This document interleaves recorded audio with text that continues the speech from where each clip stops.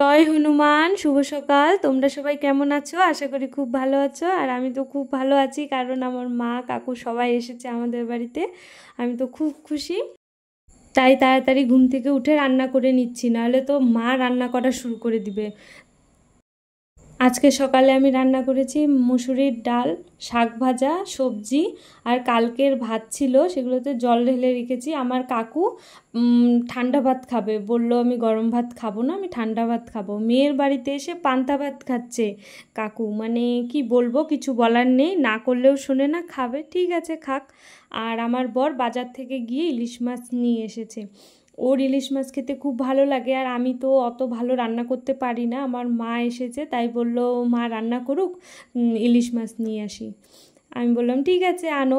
আর এখানে নারিকেল ফাটানো হচ্ছে। এই নারিকেলটা আমার বাপের বাড়ির ওখানকার এক জেঠু আমাকে দিয়েছিল। 3 মাস হয়ে গেল নারিকেলটা ঘরে ছিল, আজকে এটার গতি হলো।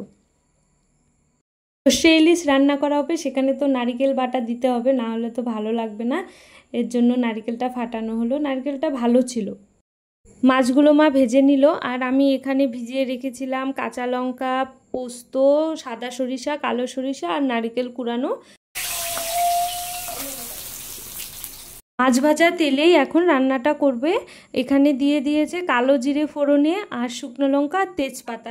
ভিজিয়ে রাখা গোটা মশলাগুলোকে আর নারকেল কুড়ানোটাকে বেটে নিয়েছে, বেটে নিয়ে এখন তেলের মধ্যে দিয়ে দিল। এখন স্বাদ মতো লবণ, হলুদ আর চিনি দিয়ে দিবে, দিয়ে কিছুক্ষণ ভালো করে ভেজে নিবে, যতক্ষণ না পর্যন্ত মশলা থেকে তেল ছেড়ে দিচ্ছে। দেখো কি সুন্দর মশলাগুলো থেকে তেল ছেড়ে দিয়েছে। এখন সমস্ত ইলিশ মাছ ভাজাগুলো দিয়ে দিবে।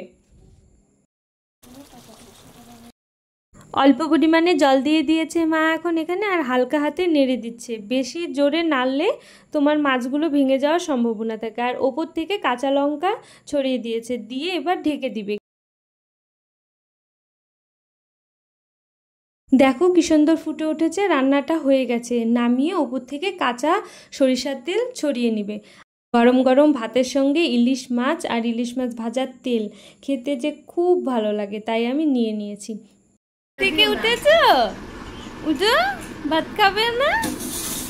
হ্যাঁ, কিছু বলো, ভাত খাবে? চলে আসো, আচ্ছা আচ্ছা আচ্ছা আচ্ছা আচ্ছা, সেই লাগতেছে আমার শোন। আর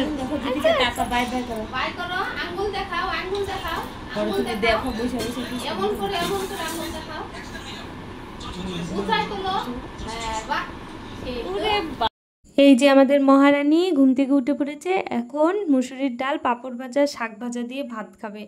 বুনুর জন্য মাছ আনতেই ভুলে গেছি। তো আমার বরের তো আজকে ডিউটি ছিল, ও তাড়াহুড়োর মধ্যে শুধু ইলিশ মাছ নিয়ে চলে এসেছে, ওর জন্য মাছ নিয়ে আসতেই ভুলে গেছে। যাই হোক, ওগুলো দিয়েই খেয়ে নিচ্ছে। সন্ধ্যাবেলায় বুনু ঠাকুর প্রণাম করছে, প্রণাম করে আবার ঠাকুরকে 10 টাকা দিবে, এটাই বলতে শুনলাম আমি ওকে।